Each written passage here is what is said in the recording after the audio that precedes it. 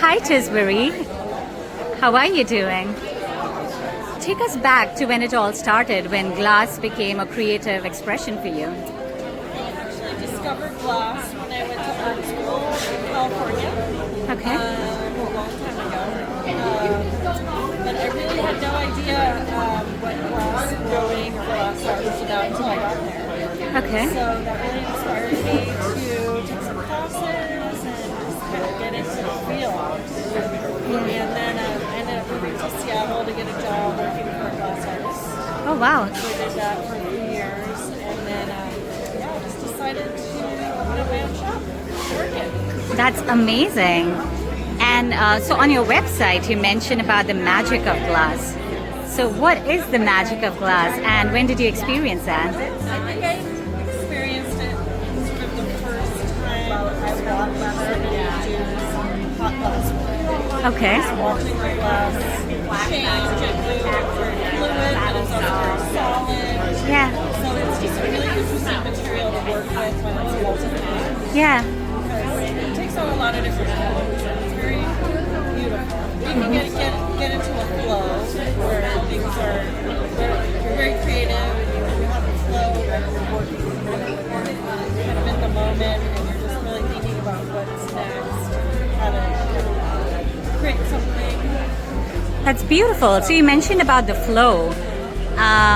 So when did you first find your flow, and what is the meaning of the flow? I would say flow is being in the moment.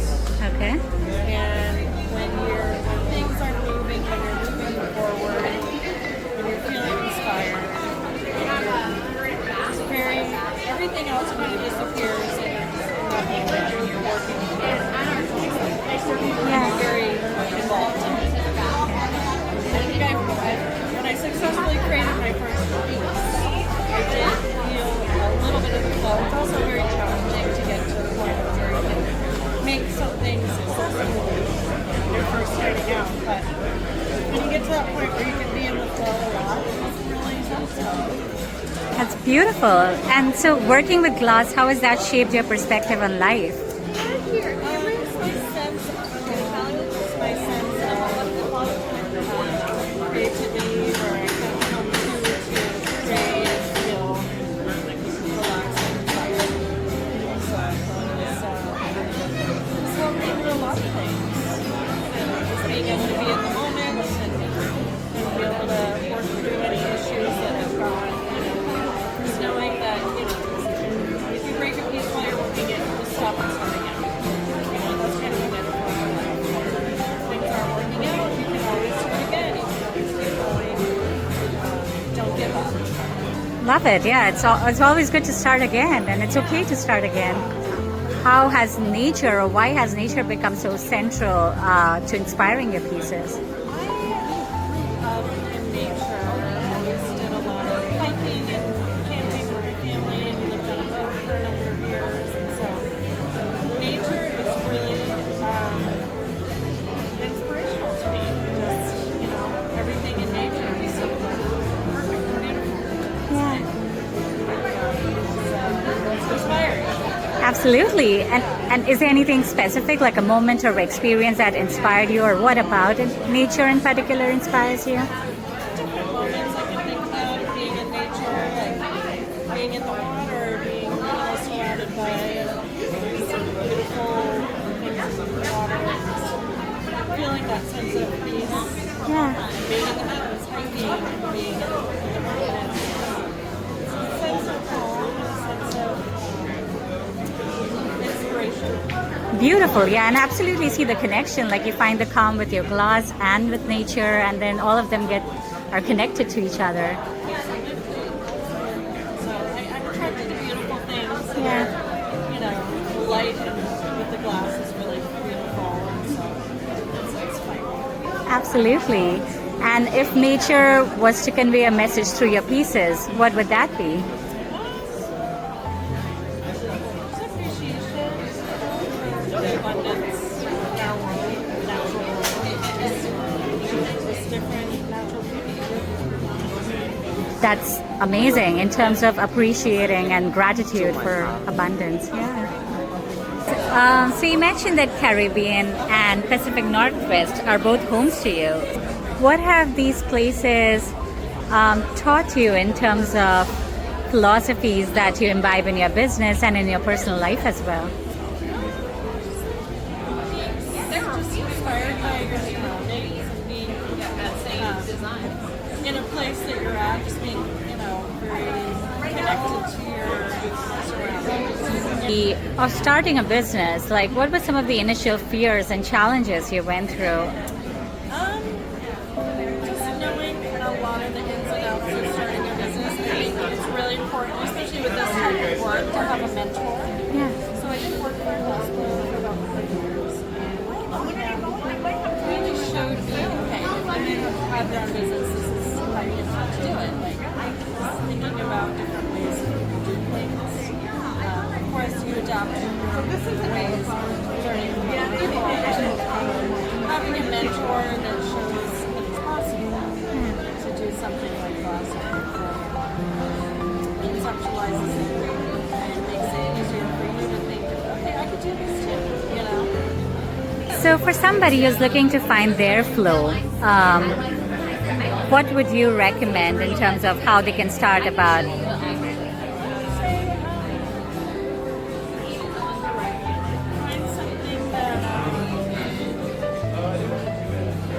you feel is exciting and, maybe trying out a few classes or trying out some things, again, like coming out of the box, community college, trying out a class, maybe a workshop, going to, pottery studio, or, some creative thing that you can do that maybe you haven't tried before, like try a class. Yeah. Volunteer to try to, get involved in a community that you can see what other people are doing. Just taking time out to just seek out some new avenues. To see, hey, this is fun. Like, maybe I could get into that. Yeah. That's wonderful in terms of just being curious and trying different things out. And how can one tell in terms of like when should they continue pushing through versus when it's not for them, like it's not something that resonates? Each person has to decide themselves if this is something. Yeah.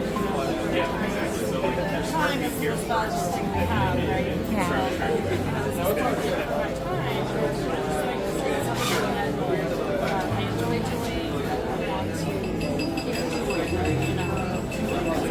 requires a lot more time to get past that initial time. Yeah. This thing, each person has to decide for themselves what's worthy of putting time into. And I think deep down, you will know kind of what your feelings are, or your intuition. Yeah. How do you listen to your inner voice and don't allow the external noise to dominate? It's really hard. It's really hard. I think over the years I've had learned to trust sort of the feeling in my gut. Just sometimes the initial feeling of something, just kind of take note of how you feel. Maybe really just kind of think about write it down, just think about how am I feeling right now? Being able to go back and maybe how you felt at a certain point. And really take it to heart, because I do think the initial feelings are true in some cases. So journaling That's a great pointer with regards to journaling and just like writing down what you feel and then kind of seeing what really clicks and resonates versus what's noise. That's beautiful. And which are some of your favorite pieces here? Yeah. my little weird sculptures, like my squid, crab, cuttlefish, this. And then I'm really into little cherries and berry earrings right now. Those are really fun.